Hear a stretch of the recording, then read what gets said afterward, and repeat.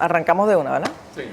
Pues mi nombre es Raquel González, yo soy cantautora, artista, intérprete, educadora, luchadora por los derechos humanos y otro montón de cosas más. Y la razón por la que estoy aquí hoy con ustedes es porque pues yo tuve unas experiencias en particular en donde yo estuve viviendo en el Medio Oriente por unos 8 años, entre el 2004 hasta el 2012. Estaba viviendo en Egipto y pues ahí tuve ciertas experiencias en particular referentes al pueblo de Palestina y la situación que hay en el Medio Oriente. Después llegué a Puerto Rico finalmente y después de estar aquí unos años vuelvo a Egipto y a Palestina en esta ocasión en el verano del 2015.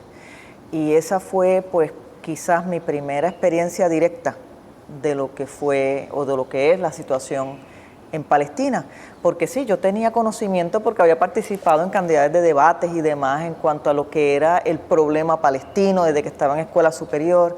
Y para los puertorriqueños yo creo que es interesante tener en cuenta que Israel no existía previo al 1945, por ejemplo. O sea, Israel es un invento como Estado de unos acuerdos a los que llegan en Naciones Unidas porque había un protectorado. Palestina era un protectorado, es decir, los que estaban ahí como controlando el espacio eran los británicos. Y con esa conciencia de culpa que cargaban todas las civilizaciones en aquel momento por lo que fue en ese momento el genocidio hacia los judíos, que no fueron solamente los judíos, y eso también hay que hacer una anotación. También los gitanos fueron perseguidos étnicamente, también los rusos fueron perseguidos étnicamente y otros grupos más, pero los que más sufrieron efectivamente sí fueron los judíos y pues entendían y ellos presionaron para que se creara el Estado de Israel en el territorio del pueblo de Palestina. Entonces, pues imagínense, están allí los palestinos viviendo lo que estaban viviendo en su momento y de momento llegan a decirle que se tienen que ir porque ellos decidieron que la mitad del territorio se convertiría en el Estado de Israel y todos los palestinos que vivían en esa mitad simplemente que no estén, que se vayan. ¿Para dónde? No importa, usted váyase. Y eso fue apenas a mediados del siglo pasado. Más o menos cuando comenzó el cuentito del Estado Libre Asociado en Puerto Rico.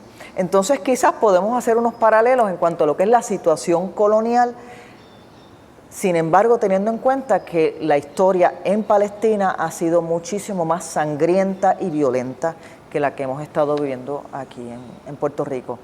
Entonces pues yo tenía conocimiento de cómo se habían dado las cosas, de cuál era la situación, la guerra de los 6 días, cuál había sido la posición de Egipto en todo esto, el apoyo que existía en el mundo árabe hacia el pueblo palestino, que personas piensan que es porque eran musulmanes y eso no es cierto.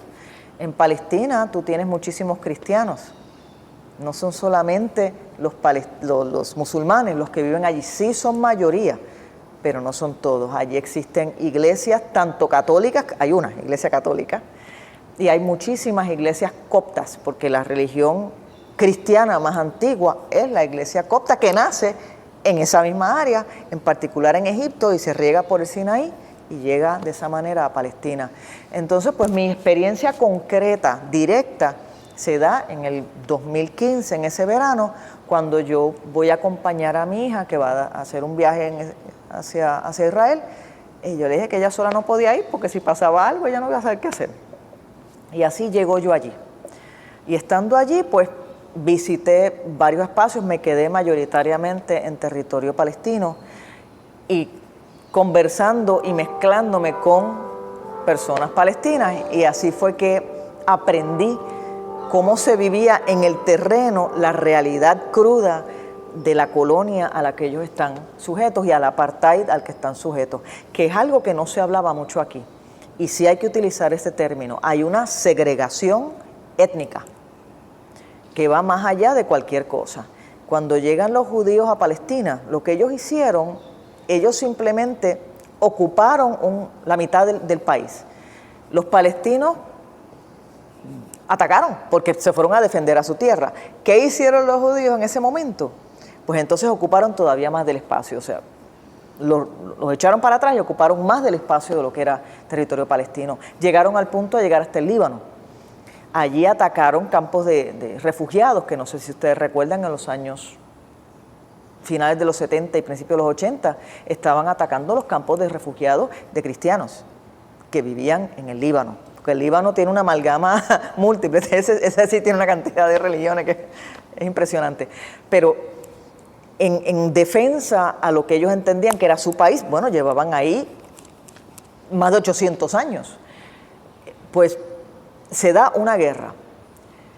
La reacción entonces de lo que en aquel momento era Israel fue ocupar todavía más espacio. El resultado de eso es que ellos decidieron, y estas fueron cosas que yo vi con mis propios ojos mientras estuve viviendo en esa área, ellos decidieron que ellos son los que están en peligro de todo el mundo.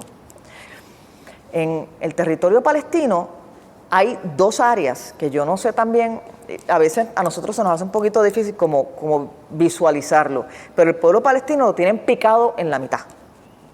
Tienen una población que eran de 2.2 millones aproximadamente que estaban metidos en la Franja de Gaza. La Franja de Gaza es la que da al Mediterráneo y colinda, tiene frontera con Egipto. Entonces es literalmente una franja que tiene varias ciudades. Una de las ciudades también se llama Gaza, pero la Franja de Gaza es más grande que esa ciudad. Ahora, en la Franja de Gaza no solamente están hacinados, porque están viviendo, o sea, codo a codo, sino que también tienen campos de refugiados. Y eso, históricamente y por décadas, ha sido atacado y bombardeado desde Israel. Cuando yo estaba viviendo en Egipto, estamos hablando de antes del 2012, o sea, en ese pedazo, nosotros vimos cómo por lo menos en 3 ocasiones bombardearon con fósforo blanco, que eso lo tiran y eso crea, contamina el aire y crea unas condiciones respiratorias a la población. Pues ellos estaban bombardeando. No sé si eso se llegó a saber aquí, pero allí se sabía y se veía porque salía en el noticiero. Entonces hay unas campañas, ¿no? Aparte de que ellos entran y se quedaron con los hogares, literalmente lo sacaron ustedes de su casa, usted váyase y yo me quedo con su casa, punto, ¿no? La gente se quedó con sus llaves. Los palestinos tienen todavía las llaves de su casa. Pues imagínense, de que eran chiquitos. Entonces son personas que hoy pues son adultos mayores, porque estamos hablando de hace mucho tiempo, o algunos que quizás son los hijos de los que tuvieron que salir de allí. Pero ellos tienen todavía la esperanza de regresar no solamente a su tierra, sino a su casa de su familia de generaciones.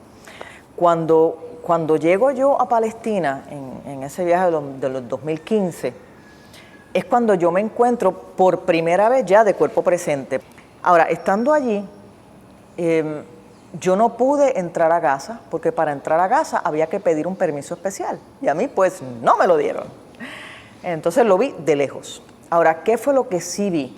Yo vi el muro que dividía por el mismo medio a los territorios ocupados y a lo que ellos llaman el Estado de Israel. Lo que tú ves al lado de allá del muro y al lado de acá del muro le parte el corazón a cualquiera. Es un muro, es el muro del odio, no hay otra palabra para ponerle a eso. Al lado de acá del muro tú ves las carreteras bien cuidadas, bien atendidas, arregladas, modernas. Al otro lado, oye, si están pavimentadas tienen suerte. Y no podemos decir que la culpa es de los palestinos, porque no lo es. Porque los únicos que pueden realmente hacer obras son el Estado de Israel. Entonces, ¿qué es lo que hace el Estado de Israel? Cuando llegas, por ejemplo, a Jerusalén, pues te das cuenta que el área en donde están los asentamientos judíos son las áreas altas. Es decir, encima de las colinas, y están limpiecitas, perfectas, y cuando vas a las áreas de los musulmanes, de los palestinos, también los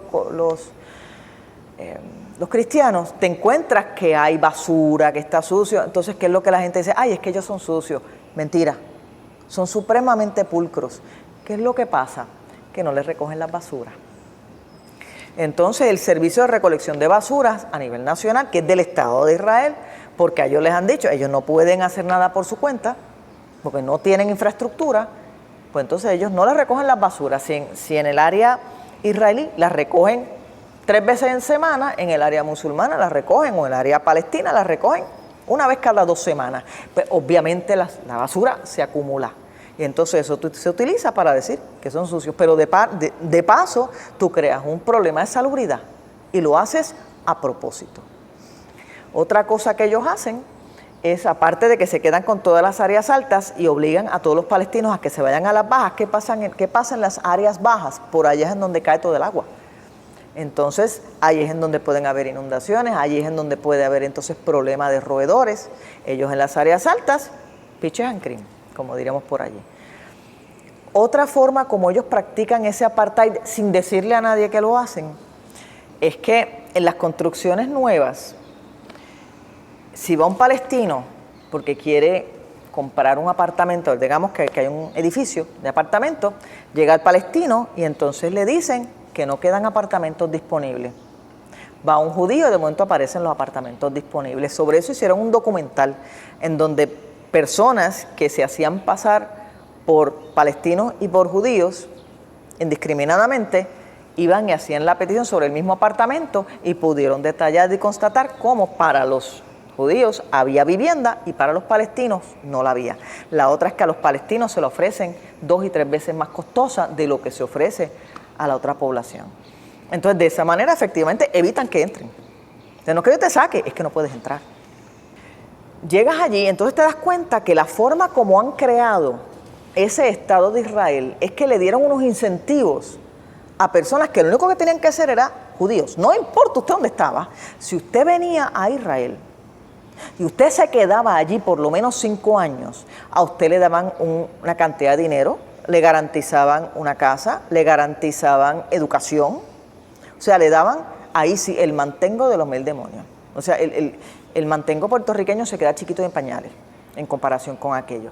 Lo único que tenían que hacer era quedarse 5 años.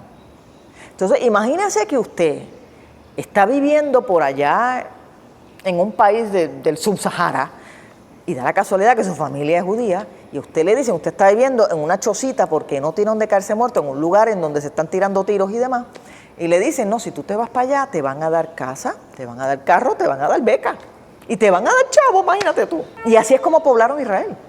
No es que había ya un pueblo buscando que había sido desterrado, no, es que no existía realmente ese concepto. Y así se crea ese Estado. Entonces tú tienes allí personas radicales, personas no radicales, personas liberales, personas de todo tipo y todo color. Algunos son semitas, otros no lo son. Entonces, entre ellos mismos tienen problemas serios. Otra cosa que se nota es cuando salía hacia los territorios ocupados, los de Cisjordania, porque ¿dónde están Nazaret? Por cierto, Nazaret es palestino. Lo mismo es Belén, o sea, los que viven allí son los originales. Y la mayoría de los sitios que visitamos los cristianos allí, pues, están allí. Entonces te vas a encontrar con el pueblo palestino. Pues llego allí, se me ocurrió, la primera vez que fui para allá, estaba de Tel Aviv, me fui para allá, se me ocurrió irme en guagua. Primera y última vez, porque aquello era, te montas en una guagua, el chofer es israelita, es judío. Pero los que van en la guagua, la inmensa mayoría no lo son. Y la forma como él manejaba aquella guagua y el respeto con el que trataba a todos los que estaban allí era terrible. O sea, yo pensaba que nos íbamos a cocotar más de una vez. Pero bueno, Dios es grande, sobrevivimos. Pero uno notaba esa displicencia, ese rechazo. Una señora tratando de bajarse y la guagua arrancó, la señora se cayó, una señora mayor, no le importó. O sea, para cierto sector allí, los palestinos son menos que humanos, por lo menos fue lo que yo vi. Aparte de eso, en esa ocasión, cuando fui en guagua, fui a Belén y volví ese día, porque quería conocer lo que había allí. Cuando sales del territorio donde están los israelitas, los judíos, tú sales por una autopista que es una maravilla. Pero cuando vas a entrar otra vez, tienes que pasar como por un peaje. Ahora, yo tengo fotos, que oye, me las tengo que buscar para hacérselas, fotografías de los avisos que habían. Eran avisos estilo, no dicen exactamente esto, pero se parece. Estilo, usted está en peligro de muerte. Cosas así. Una cosa que tú dices, pero ¿qué pasa aquí? Y cuando llegabas a ese peaje, a esa guagua donde íbamos mujeres, iban mujeres con sus niños, o sea, gente común y silvestre, se subían personas, soldados con metralladora, a mirar. Vaya usted a saber a quiénes sacaban de allá, que no. Afortunadamente, en esa guagua que iba yo, pues no sacaron a nadie. Pero se cae cualquiera de ellos y se dispara esa ametralladora, allá hay una masacre. O sea, ¿qué hace una persona con una ametralladora subiéndose una guagua con niños? Bueno, pues allí, así era. Porque, claro, como tú ibas a entrar a su territorio, pues había que estar seguro que tú no eras sospechoso. Ahora, si tú tienes un carro que venía de Israel, pues tú entrabas sin problema, porque tú eres de los buenos. Pero esos malos hay que velarlos. Cuando fui al área de Jerusalén, yo quería conocer, por ejemplo, el Gólgota y quería ir un poquito más allá. Y me encontré con una cantidad de palestinos que su trabajo, lo que ellos hacen es servir de guías. Son profesionales de todo lo que usted se imagina, pero como no los dejan trabajar en un montón de cosas, pues tienen que dedicarse a lo que pueden hacer taxistas. Pero el punto es que entonces estas personas me empiezan a explicar lo que ellos tienen que hacer para poder trabajar. Como son palestinos, y esta área está dentro de el Jerusalén que los judíos han ocupado, pues ellos tienen que salir 3 horas antes de su casa porque tienen que hacer unas filas inmundas, esperar a que los requisen, a que les den el permiso para entonces ellos entrar, para poder ser entonces guías turísticos, que no es que trabajen en una empresa, no, ellos están ahí, ellos te asedian cuando tú llegas. Necesito un guía, porque están buscando trabajo. Y después para regresar, otra vez poco más de lo mismo. O sea que para ellos trabajar tienen que invertir como 6 horas en lo que van y en lo que vuelven. Simplemente por esa política de segregación que tienen en Israel. Y después, bueno, después de aquella aventura, donde fui en guagua, que me fui, la segunda que me fui en guagua, me fui a Nazaret, que ya quedaba retirado del área de Jerusalén y demás.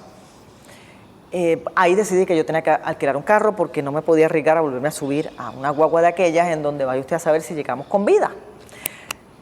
Entonces yo me fui a quedar en un hostal que lo corrían una familia palestina. Entonces pues cuando llego allí es una familia palestina y eran cristianos. Entonces pues aquel hombre todas las mañanas me servía unos desayunos que aquello era, o sea, era una belleza porque se desvivían por mostrarte lo que ellos son. Cuando llegué allí, por cierto, también estaban en el Ramadán. Entonces el Ramadán, para los que no sepan, es el mes musulmán en donde pues ellos hacen un ayuno que dura todo el día, ellos solamente pueden comer de noche. Entonces forman unos holgorios por la noche, que es una cosa seria. Pero es un mes de celebración. Entonces te estaban dando esas dos cosas. Entonces, cuando yo iba para los mercados, estaban haciendo generalmente lo que se llama el iftar, que es el momento del desayuno. Cuando se pone el sol, todo el mundo come. Entonces, pues te invitan a comer, porque eso es parte de la tradición. Entonces tú te sientas y comes con ellos. Pero el punto es que estando allí con ellos, tú te das cuenta del hacinamiento, a diferencia de lo que tú veías en las áreas de Tel Aviv, en donde solamente hay judíos, en las áreas de Palestina, de Jerusalén, judíos y demás, que tú ves que son unos complejos, lo más cómodo. Pero donde están los palestinos, el hacinamiento es complicado. Entonces, pues yo le informo al del hotel que yo necesitaba alquilar un carro porque necesitaba moverme por todas partes. Y entonces, pues uno se ofrece a ser mi guía y segundo me dice, yo la voy a llevar a donde pueda alquilar un carro. Solamente los puedes alquilar de personas judías. Los palestinos no tienen derecho a alquilar carros, o por lo menos no en aquel entonces. Pues nos vamos para allá. Y yo me doy cuenta cómo lo tratan a él por ser palestino, que lo trataron, pero las patadas. A mí me empiezan a tratar a las patadas porque iba con él hasta que saqué el pasaporte. En aquel momento, tristemente, estaba viajando con el pasaporte americano. Cuando se dan cuenta que soy americano, cambio total. Y entonces lo tratan a él como si no existiera y yo soy el único sujeto allí. A mí me daba vergüenza ajena. Y me daba una cosa ese pasaporte y prenderle fuego, pero ni modo. No había cómo moverse sin él. Entonces, él me comenta que los palestinos, cuando ellos van a alquilar carro, no se los alquilan. O sea, donde quiera que tú vas, tú encuentras estas prácticas, algunas son abiertas, bueno, hoy en día son totalmente abiertas, ¿no? Porque si están en la guerra, pero previo a eso, fueron décadas en donde existía ese segregamiento, ese abuso constante, ese te voy a hacer la vida difícil para ver si te vas. Y los palestinos que no me voy. Y han estado ahí, oye, por fe, porque es su tierra y no tienen a dónde ir, esperando el día en donde, no sé, la historia los reivindique.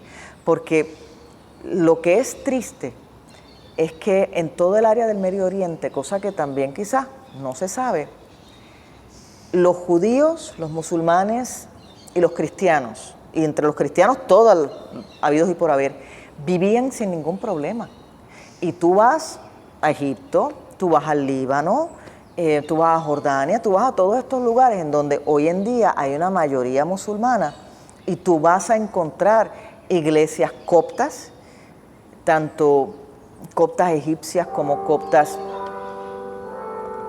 griegas, vas a encontrar iglesias católicas de distintas denominaciones, vas a encontrar mezquitas de los sunis y de los chiitas, porque no son los mismos, vas a encontrar también